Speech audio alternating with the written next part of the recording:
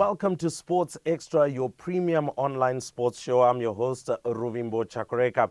And just to give you a little bit of a rundown of what we'll be looking at today, we do have some local football and we'll be reviewing all of the weekend's action. It was a very interesting match day and things are happening at the top of the log table. We're also going to be looking at the under-21 women's hockey team that is currently playing in the FIH Women's Junior Hockey World Cup in South Africa.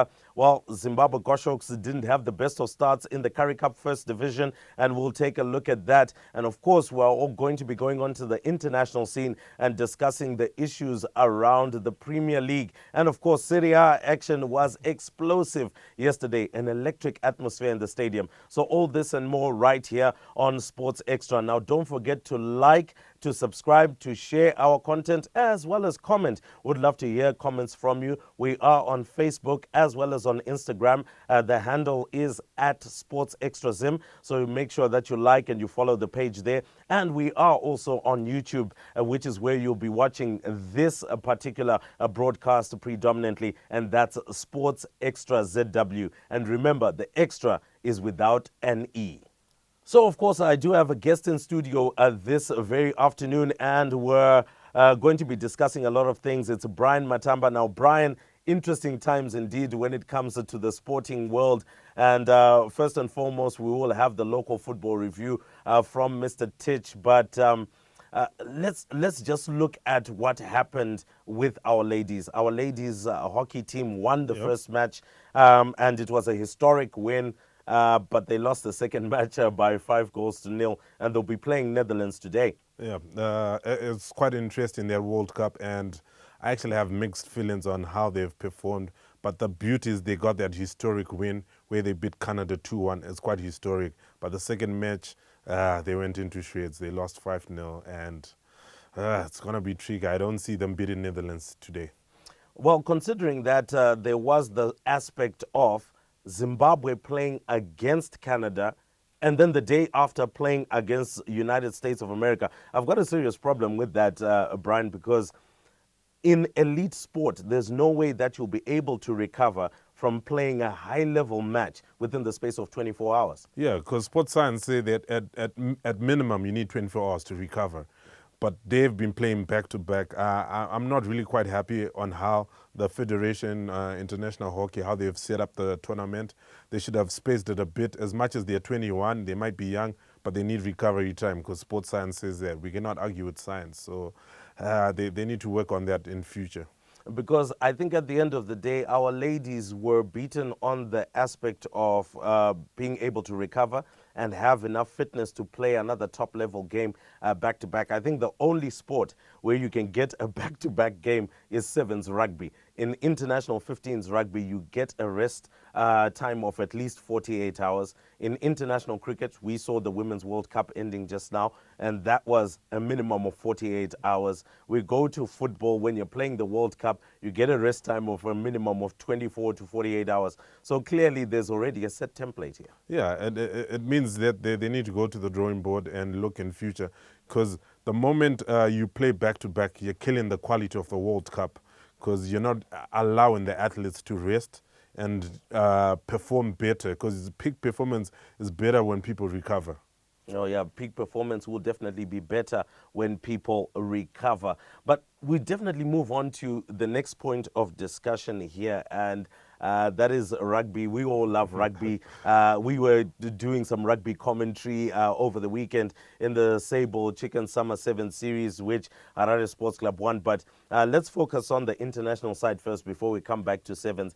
Brian, not a great start for us. The Goshawks losing 34-10 to the Black Lions, which is a team of Georgia. You know, you can't go in with your national team name. Generally, how do you think our performance was? I knew it was going to be tough because Georgia, naturally, they're ranked higher than us, as much as they in Currie Cup with another name being called the Lions. But I knew it was going to be a tough game because they're also knocking on the door of Six Nations. People are even saying that Georgia needs to be included in Six Nations. So that's the quality we're up against. But looking at the loss, how we lost it, I still feel there are a lot of areas we need to work as a team, especially on the number 10 question, is still there. We don't have a fly-half.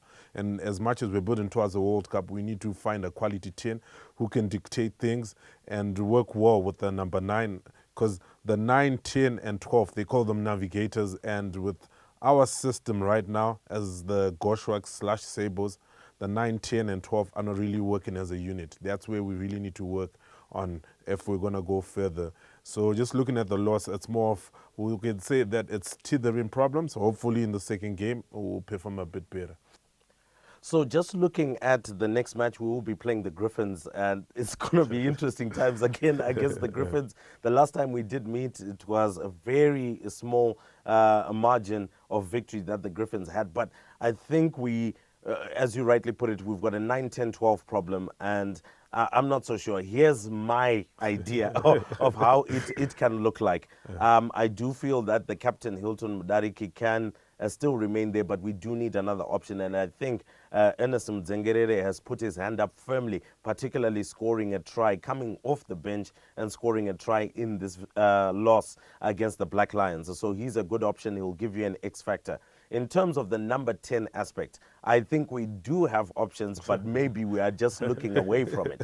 Here's my option, and maybe you can comment on this one. My option would be to have Brendan Mandiwenga to come into that option, and he can provide us with that. I think Tapiwa Mafura or Tendai Mafura, I hope I didn't get his name wrong, is Tapiwa Mafura. Now, Tapiwa Mafura performed really well against Namibia. So guess what, guys? We've now got a fullback. So we can now take Brendan and we can put him at 10, and then we may have to find a number 12 option. What are your thoughts, Brian? Yeah, I think Maniwenga could work at 10 since we've got Mafura now at fullback. So definitely Mafura right now would say he's the best option for us at fullback. So we need to fix that 10.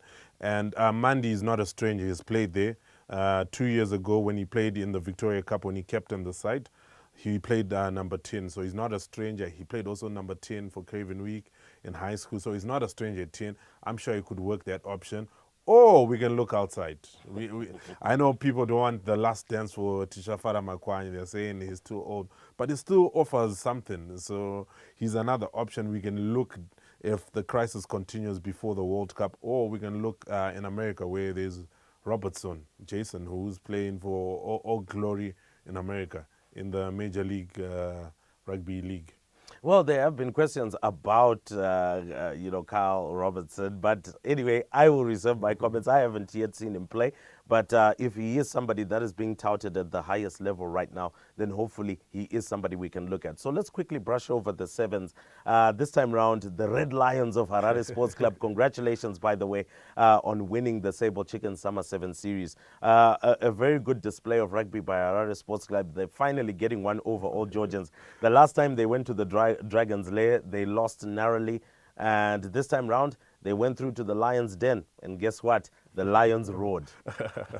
It was quite an interesting final, and it was a nail-biting one. And it was really exciting to see the level of intensity and the rivalry and fiercely. And given that both sides have got Cheetahs players who play for the national team, when you look at that final really gave us an insight of the final Cheetahs, which is going to make it and play for the Cheetahs at the Africa Cup next month.